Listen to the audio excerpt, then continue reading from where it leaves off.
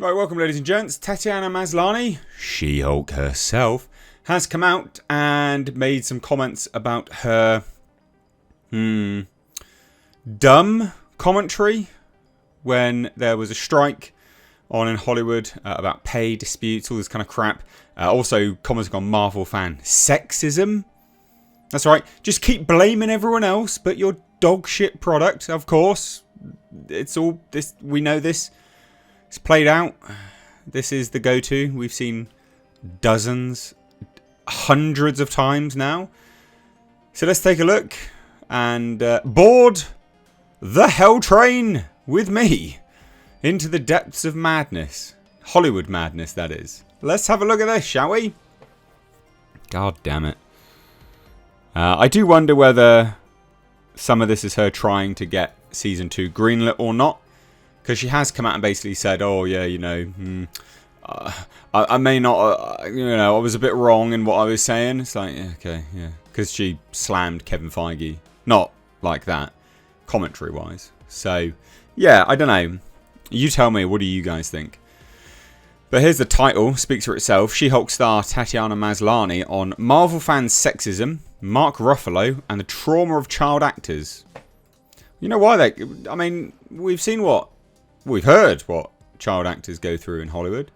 We've seen the effects of it. So, Anyway, the Canadian actor won over the critics in Orphan Black and the Broadway Network, then spoke out in the actors' strike. Yes, she did. And said a whole bunch of stuff she shouldn't have said. Like a petulant child. But anyway, she's speaking to Tom Murray of The Independent on her new animated film and her reaction as a former child star. So, let's take a look, right? Because some of this is quite funny. She says, I'm terrified of everything, Tatiana Maslany, my God, admits. The She-Hulk star and I are on the subject of fear because in her new animated film Butterfly Tale, she plays a butterfly named Jennifer, who's scared of heights. And just like Jennifer, the Canadian actor prefers to face her fears head on rather than cower behind them. I tend to push through those nerves and the fear of it because conquering it and feeling that rush is quite exciting. Anyway, she's in LA. Ugh. Chatting over Zoom from a sun-drenched apartment in trendy Los Feliz. Maslany is about as far away from Hulk rage as you can imagine. She's light, funny, self-deprecating. It's noon, but she looks blurry-eyed and fresh-faced. Messy brown hair falls over the hood of a cozy black sweater. So no, we'll sort of scroll through some of this because she starts talking about, you know, her childhood, which I do think actually is interesting, you know, because if you're a child actor, 9 times out of 10 you do grow up to be pretty fucked up and narcissistic. But most actors are narcissistic. Anyway. So we'll scroll down here. So it's about Marvel TV. She landed perhaps her most challenging role yet. The lead part in Marvel TV series. Released in 2022, She-Hulk Attorney at Law followed Jennifer Walters as she navigated the life of a single 30-something attorney who also happens to be a green 6'7" superpowered Hulk. Walters is the cousin of Bruce Banner, alter ego of course, the Hulk, who's been played by Mark Ruffalo since 2012. The 4-time Academy Award nominee appears alongside her in the series and was Maslany's Marvel chaperone. He was one of the actors I looked at who had done work in that world, but was also working on the other weird shit, she says. Ruffalo was nominated again at the Oscars this year for his supporting role in Yorgos Lanthimos' Poor Things. He's very kind, very humble, and I think the biggest lesson for me watching him is how new he makes everything. He's played that character for 10 years and he still comes to it with this childlike wonder and curiosity. Not for much longer, probably. So, here we go. Despite largely positive reviews, which often singled out Maslany's performance, She-Hulk arrived at a time of Marvel fatigue. We're just going to blame fatigue, are we? Not the fact you spent, an inordinate amount of money and time making a show that was garbage, terribly written, wasn't actually finished by the time you started shooting, was genuinely changed as they were going through it. No, it's just Marvel fatigue. Okay. With audiences complaining about the relentless output of superhero spin-offs from Echo wasn't out at that time. What are you talking about?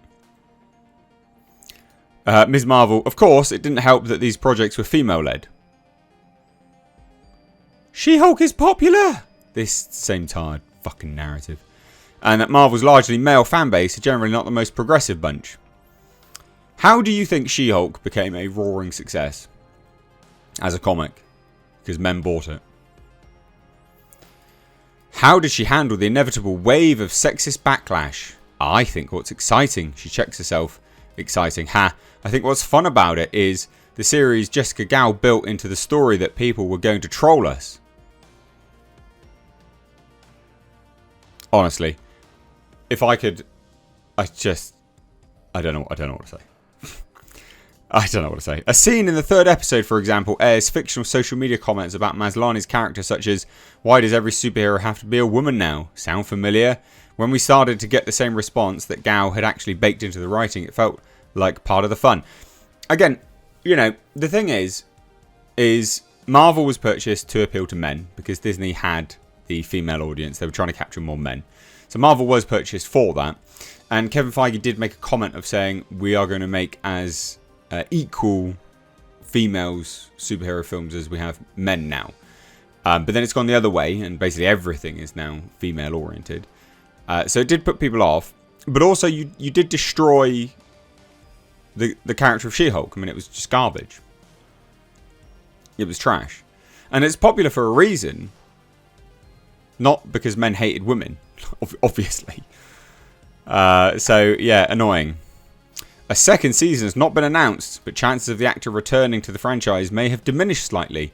Last summer, when she called Disney's big boss Bob Iger completely out of touch, the multimillionaire CEO had, during the months-long SAG-AFTRA strike that ground Hollywood to a halt, called the actors' union's demands for a fairer wage unrealistic. Maslany admits that this is her begging for a 2nd season. This is the main reason why I did this video, to be fair. In those moments, you're so heated up. It's hard to articulate yourself in a way that you want when you're on the picket line with everybody. There's plenty to be cross about, though. Maslany picks out the example of actors self-taping auditions from their living rooms. Oh no. Heaven forbid you tape in your living room. Shock horror. More often than not, jobbing actors will learn lines, film numerous takes, and send off dozens of tapes without booking any paid work. So the exact same way a normal person would apply for a job, you know, send out numerous CVs, numerous cover letters, and not hear anything back. Fucking woe is me, actors. My heart bleeds for you. She invokes the words of Olivia Colman, who called the process disrespectful. You know what's disrespectful is actors thinking they're something special and above everyone else. That's disrespectful. Genuinely. This process of taping yourself and sending them to people is exactly the same as what I have to do when I sent out CVs to people all the time. And a cover letter. Or, what's worse, is there'll be an application form that I've got to fill out. Right? A cover letter, you can just, I don't know, quickly change a little bit here and there. Make it applicable to the job. It takes like 5 minutes. It's not that difficult, right? But an application form? Fuck me. And you wouldn't hear back. But that's the process of applying for a job. But actors, they think they're special. They think they're better than you. Maslany adds, you send these tapes into the void, you never get responses. So like everyone else. You never get any feedback. Like anyone else.